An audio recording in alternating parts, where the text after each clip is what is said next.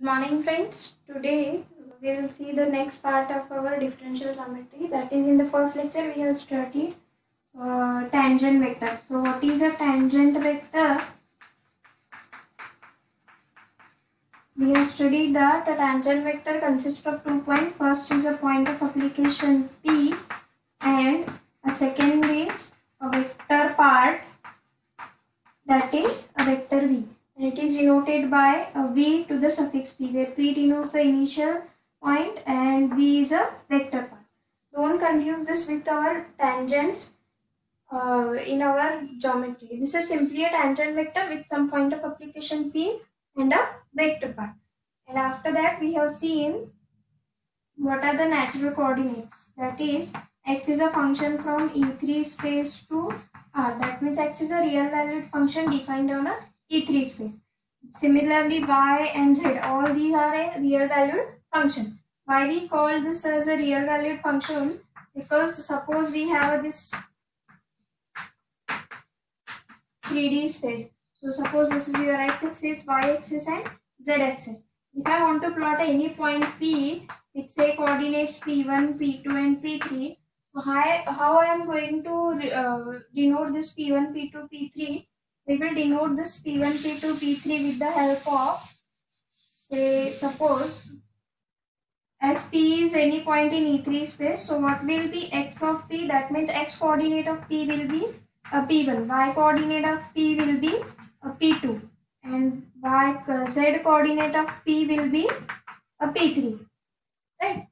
So these are nothing but x, y, z are nothing but natural coordinates. These are the functions defined on E3 space and the resultant value will be a one real number.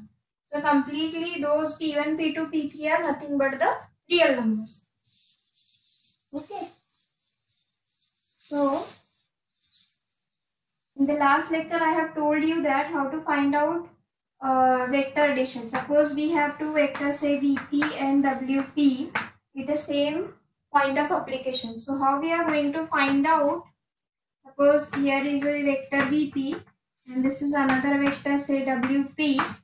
So what will be the resultant of these vector? It will go in this direction. That will be V plus W of P, or we can write it as VP plus WP. In the last lecture I have told you this will be called as a vector addition. Okay. How this vector addition is performed? With the help of a parallelogram law. So what is a parallelogram law? So actually first I have to complete this parallelogram. This parallel to this VP vector, here I will get one vector, and this parallel to WP I will get another vector. The directions are same. In the last lecture we have studied what are the parallel vectors also.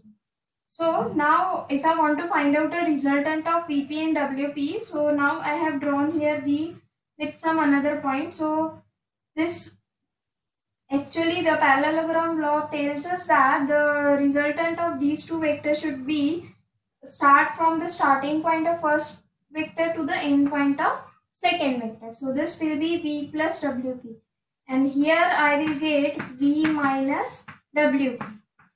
Okay, or VP minus WP. Why the negative sign will introduce as it changes the direction? Okay, because these two vector here I am getting this vector in this direction and here is this vector in this direction. Okay. So here I am, if you want to concentrate on this one, suppose this is our VP and here is W. So resultant vector will go in this direction. That is starting from, it will start from the starting point of first vector to the end point of second vector. But this will go in the opposite direction, hence we will introduce a negative sign. Okay. So what was the next point we have discussed is, suppose V is any vector. Okay, if I want to apply scalar multiplication, that is A times V of P, that is at any point P. Instead of discussing at any point P, we will discuss at the origin. Okay, suppose I will say that if it is some 3 times V, so it will be 3 times the vector V. So this we will call as a 3 times V. Okay, so this A will be positive. If suppose A is negative, somewhere it will go in the negative direction. This is your y-axis, so it will be minus of 3V. And suppose I am saying A is a 0, so this vector V will be shifted to simply origin, it will be simply a point origin. Okay. So these are nothing but the scalar multiplication and a vector addition which is defined on a tangent space. In the last lecture we have studied a tangent space also. What is a tangent space? If we are having any point P, so how many tangent vector I can draw with P as a point of application? That is collection of all those tangent vector. We will call it as a TP of E3. Now we'll see what is the TP of E3. T is notation for tangent space and P is a point of application E3. Why we are taking E3? Because P is a point in E3 space. That means if I am getting any point P in a E3 space, I can draw many number of tangent vector that have P as a point of application. So collection of all those tangent vector with P as a point of application, we will call it as a TP of E3, or we call it as a tangent space. Okay, so collection of all those tangent vector with P as a point of application, but where is P? P is any point in a E3 space. So why it is called a space? I have told you in the last lecture, you have to study whether it will form a vector space.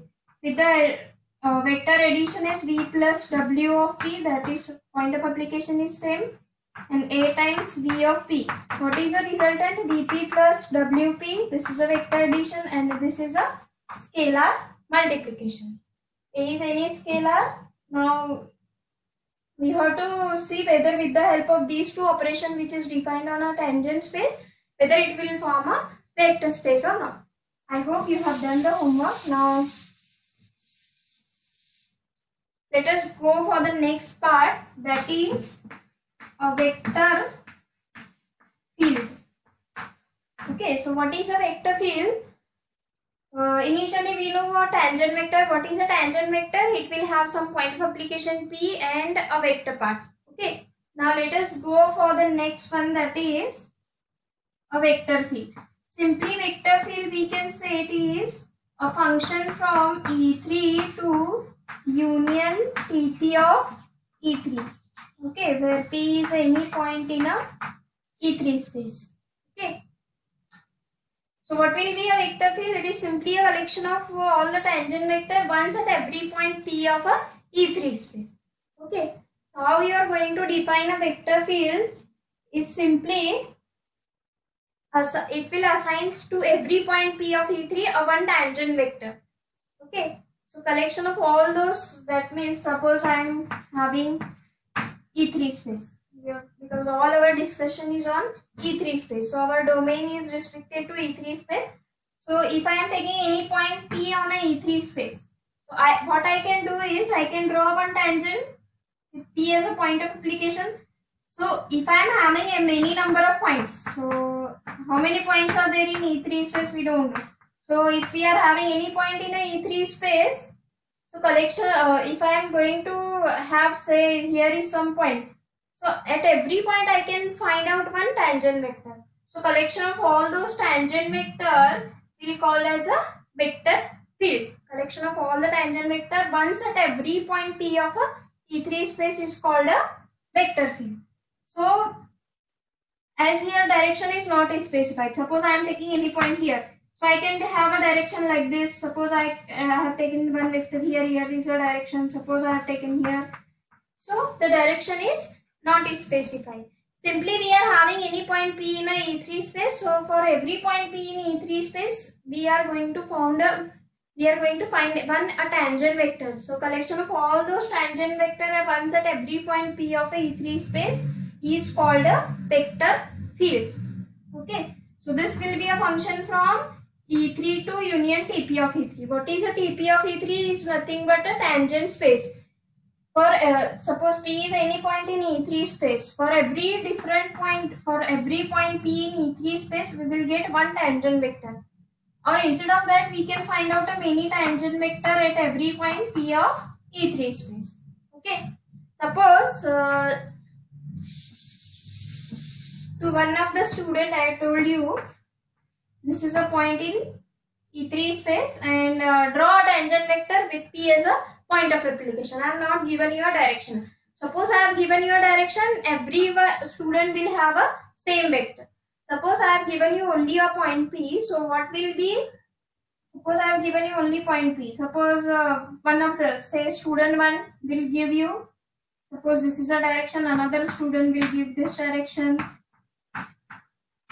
So this will give you a collection of all the tangent vector at P.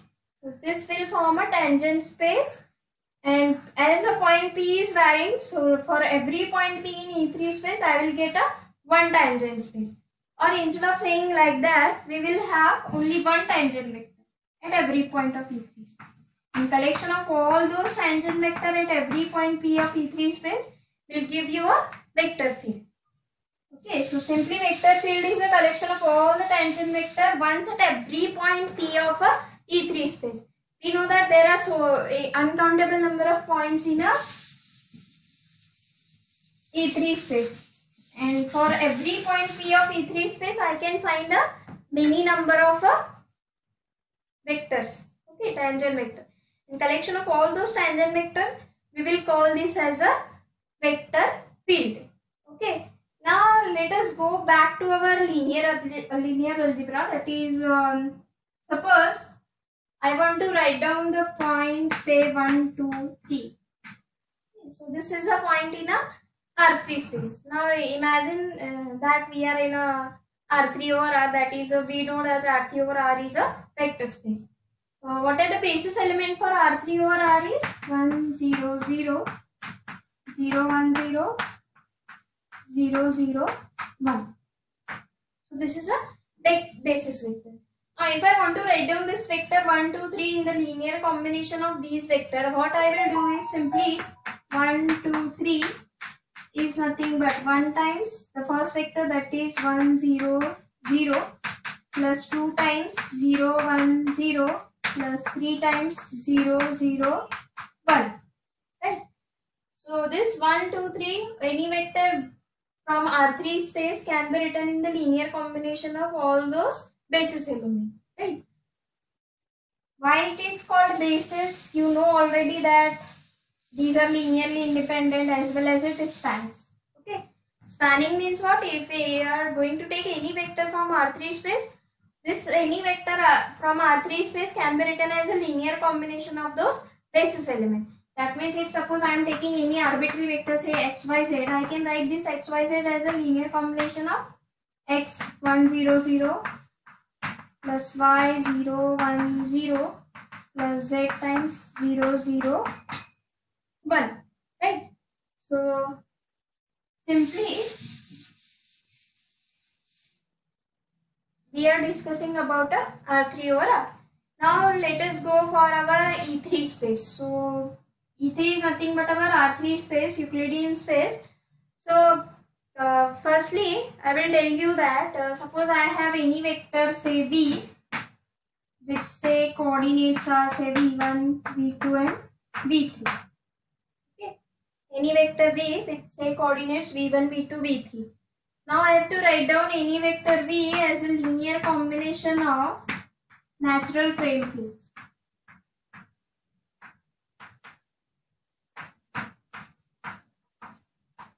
This is a theorem that tells us that any vector V can be written as a linear combination of natural frame field. Now one may have a question, what is a natural frame field? For that, firstly we have studied what is a vector field. What is a vector field? Initially we have studied that for every point if I am able to find out a tangent vector at every point P of a E3 space, that direction is not a space, right? So it is called a vector field. Now if suppose I am giving some particular direction, suppose if I am saying that all the vectors are going in the x direction. So at every point P of E3 I am getting all the vectors in the direction of x axis. And suppose I am saying that all the vectors are going in the direction of y axis. For every point P of E3 I will say that all the vectors are going in the direction of y axis. And suppose lastly if I say that all the vectors are going in the direction of z axis. Okay.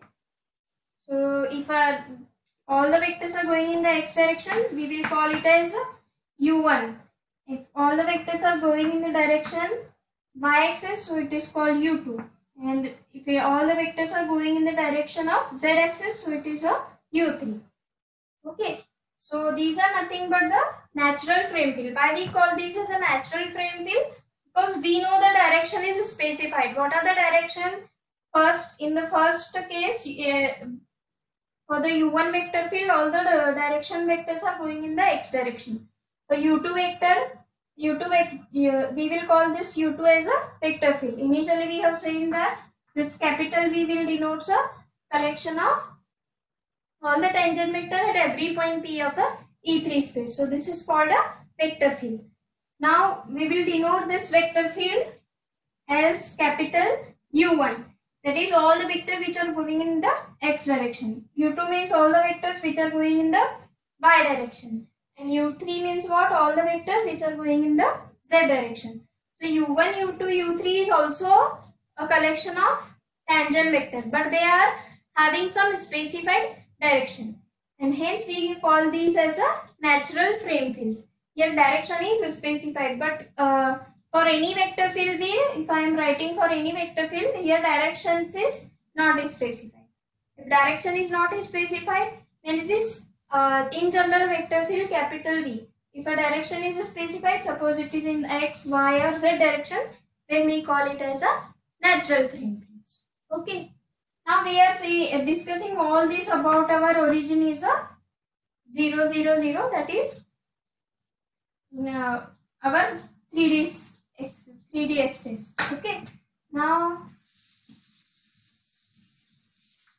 just now I told you that we have to study one theorem, that is any vector V I can write in the linear combination of natural frame fields, that is V1 U1 plus V2 U2 plus V3 U3. Okay. Now before going to this, now let us have suppose this is our 3D space where 0, 0, 0 is a origin. Now suppose I have shifted origin to some another point, say P. Okay. If I am shifting the origin to some another point where it say coordinates P1, P2 and P3. Now how you are going to draw 3D space at P? Rather you know already that what is a shift of origin. That means I am going to shift our origin. So how you are going to draw? Suppose here is a point. So this is X, Y and Z axis. Now if I want to write down the coordinates, so here we can write this is not 1, 0, 0. This is 0, 1, 0. This we already know. 0, 0, 1. I am writing with some unit vectors itself. Okay. Suppose this is a unit vectors and here I am writing the direction is 1, 0, 0, 0, 1, 0, 0, 0, 1. Right. But if suppose I am going to shift the origin from O to some another point P. So what will happen if I am writing those vector? That means the direction, that is what will be the coordinates of this direction. Right. So suppose here is our point P, let's say P1, P2 and P3. Right. So this is with the P1, P2 and P3. This is a P1, P2, P3. Now what is a change? Here origin is shifted to point P1. Okay, so this 1, 0, 0 will be same. Right, 0, 0, here is 0, 0. That means we will keep P2, P3 as it is.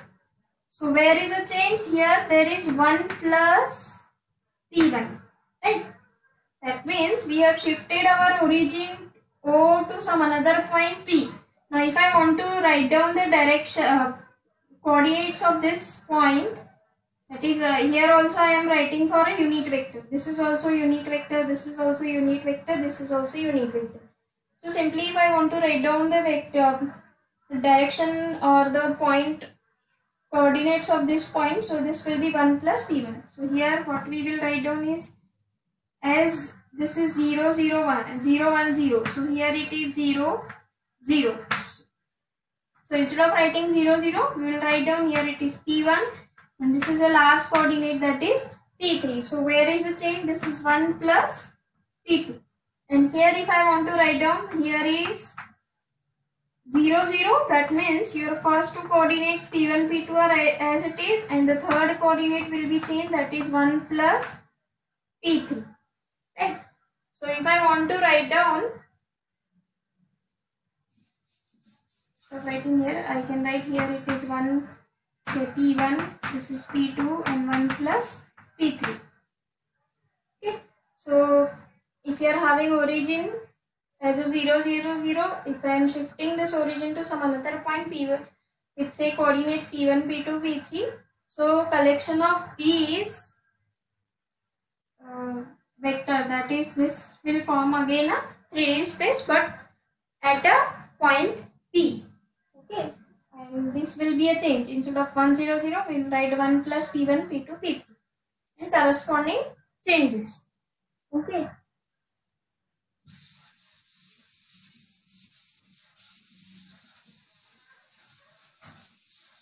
Now we have to discuss this theorem. For any vector B, we can write down this vector B as a linear combination of natural frame field. Now what is provided to us? B at a point P is given by this.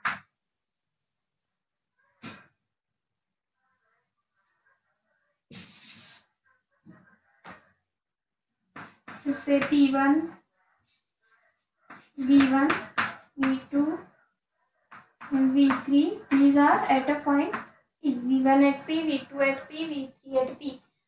Why we are writing at any point P? Because every time we cannot, that means suppose I want to draw 3D space. I can draw 3D space at any point, right? So instead of drawing the 3D space at origin, we have shifted to some another point. So we have to discuss whole this at a point P. That is a vector V at a point P with say coordinates are V1, V2, V3. That is V1 at P, V2 at P and V3 at P. Okay. So how you are going to write down this? So here is your V1, V2, V3.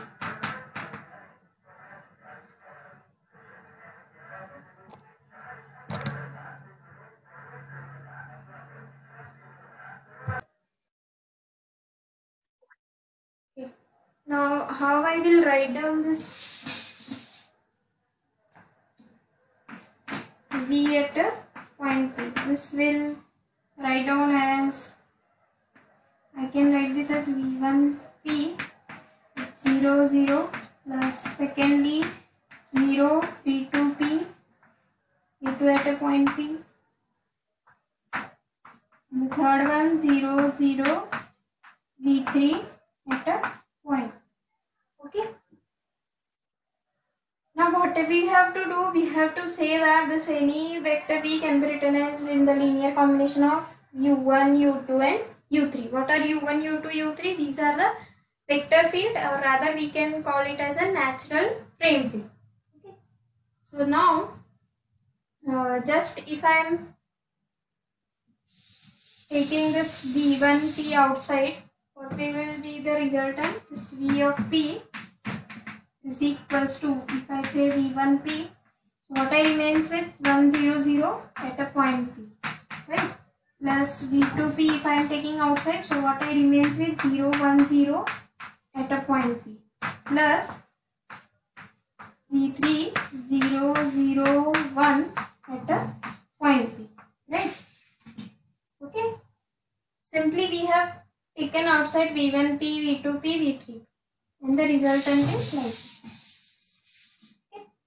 So if I am writing here it is V1P, so what is this 1, 0, 0? This is our unit vector in the direction of x-axis. So simply we can write it as U1 but at a point P. Similarly we can write V2P and this is our U2 at a point P. Similarly V3 at a point P and this is U3 at a point P. Now if I am taking point P outside, that is P is any arbitrary point, so directly we can write V at a point P is nothing but V1 U1 plus V2 U2 plus V3 U3 at a point P, and directly we can write V as a V1 U1 plus V2 U2 plus V3 U3. Right. As P is any arbitrary point in E3 space, we can generalize the concept. Any vector V can be written as a linear combination of a natural frame pairs. Okay. So now let us go for one example. Suppose we have a vector, suppose any vector V with say -1, 2, 3, and another vector say W as 2, -1, 4. Right. Now these are any two vectors. Now what will be? Say these are any vectors at a point T. So what will be 5 Vp plus 2 Wp? Okay, let me write down this. What will be 5 times -1, 2, 3 plus 2 times 2 -1, 4. Okay, what will be the resultant is -5 plus 4, and here is 10 -2, 15 plus 8. So what will be the resultant? -1, 8,